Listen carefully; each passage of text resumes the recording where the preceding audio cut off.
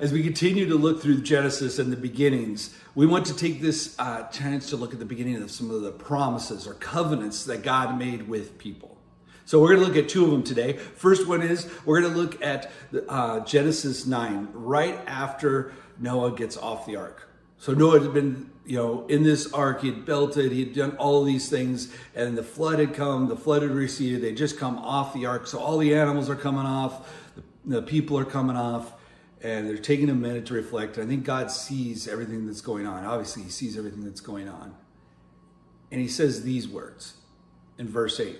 Then God told Noah and his sons, I hereby confirm my covenant with you and your descendants, and with all the animals that were on the boat with you, the birds, the livestock, and all the wild animals, every living creature on earth. Yes, I am confirming my covenant with you.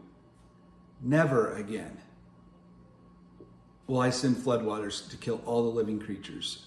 Never again will a flood destroy all the earth. Now I want to encourage you, relook at these verses through Noah's perspective. Can you imagine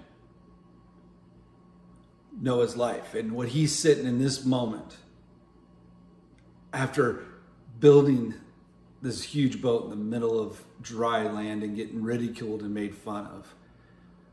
After seeing these animals miraculously come 2 by 2 onto this big boat.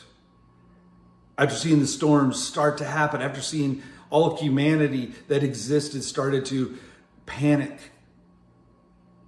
as the doors closed on the boat and as he saw people starting to beg to get in, and he knew there was no way these people could come in. And as he saw the flood, the waters rise, and as he saw people die, and as he saw all of these things happen, and then sitting on this boat for days and days and days and days and days, getting off the boat and realizing that the only living things are what's on this boat. Can you imagine what these words would have felt like to know in those moments? What the promise, the depth of the promise, the depth of this covenant that God was making. What do you think, and how do you think that would make him feel? One way of maybe unpacking this a little bit practically for all of us is when you read a passage like this, ask yourself these 3 questions. What does this passage say about God? What does this passage say about mankind? And third, what can I learn about this passage for me? Now, God made a promise with his people that day, and he's made promises, lots of promises and covenants from this point forward. But as you unpack this a little bit, I think we can learn a little bit about who God is and what his heart for people is. His heart for people is that he's never going to interrupt the creation again in a way that wipes it out. He made that promise. He saw the beauty. He reminded himself of how amazing creation was, his creation. He reminded himself that mankind was made in his image, and he said, I'm never going to do this. It was a promise that we hold on to today. Now, it's a little bit harder, I think, at times for us to hold on to that, going like, some of us are going like, man, humanity is actually going crazy, and it feels like it's killing itself. God, what are you doing? Like, where are you at? Where are you showing up? But I think if you look further into this, you could start to see even the promise that there's going to be a redemptive work, that God's going to bring a redemptive work in and through his creation. So as you look at that covenant, that promise, I invite us to look at who are we? What does this say about how God sees us? He sees us as valuable. He sees us as important. The second covenant or promise we're going to look at is in Abraham. It's Genesis 12, and it's talking about Abram. Abram, before he becomes Abraham, he's kind of a nobody. He's just this young father, young husband, just has this very new in life and just getting a lot of things. And then God says this incredible thing to him.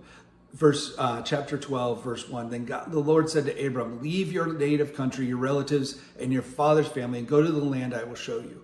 I will make you into a great nation. I will bless you and make you famous, and you will be a blessing to others. I will bless those who bless you and curse those who curse you. All the families on earth will be blessed through you. Again, think about that. Think about how Abram probably was thinking whoa, what are you talking about? What's going on? What does this mean? But again, maybe ask those 3 questions. What does this say about God? What does this say about mankind? And what can we learn from this? See, God is for people. God wants to bring the best out of people. We can also learn from this passage that God wants us to be successful, wants to have a great life, but he also wants to bless people through us. Do you catch that? All families on earth will be blessed through you. What if God was saying that to us today? God wants to bless people through us. Now, I know if you're in Northwest Iowa, last month you had a chance to bless a lot of people who are going through some really hard stuff with the floods. It's maybe easier to show up when there's a crisis to bless people. But what about all of us in everyday life? How is he working through us? How are we becoming available? Where are we showing up so that he could bless others through us? Not by us trying to get popularity or being famous, but just by us showing up for him, how can other people be blessed? So I challenge you this summer, as you think of these new beginnings and new starts and new things that we're talking about in Genesis, what if God wanted to bless others through you? Where can you find a place to show up? Where can you just be available for God to use you so others can be blessed? Well, looking forward to seeing how God uses us and blesses people through us.